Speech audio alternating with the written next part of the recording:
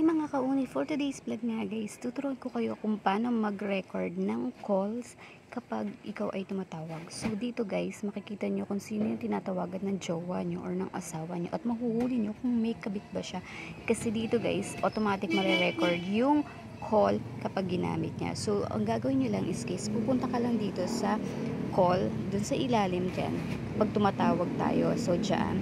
And then hanapin nyo, ayan guys, yung mga record ng mga tinawagan nyo. So, para ma-automatic record yan, punta kayo dun sa settings sa taas. At yan, click nyo yung settings. Makikita nyo guys, dyan yung call recording. I-okay nyo lang yan. And then, makikita nyo dyan yung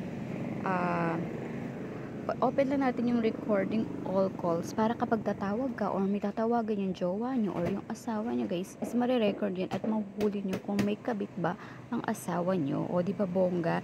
So i-open nyo lang din, tapos i-click nyo lang tong guys yung settings. Dyan makikita nyo dyan sa recording yung mga record na maiipon nyo. So ganyan. So ganyan yung unang technique. Tapos, pwede nyo rin yan makita at magsisave din yan dun sa files nyo. I-search nyo lang dyan sa files yung recording. Dyan, ilagay mo lang dyan sa taas recording at dyan makikita nyo yung recording calls. Dyan din naiipon yan. So, makikita nyo at mache-check nyo kung sino ba yung mga tinatawagan ng taong nagpagamit ng cellphone nyo. O, diba guys, bongga. Kaya kung ako sa inyo guys, itry nyo yan at baka mahuli nyo kung sino ang kabit ng asawa or jowa nyo. O, diba? So, at least meron kayong evidence. Yun lang guys. Thank you for watching.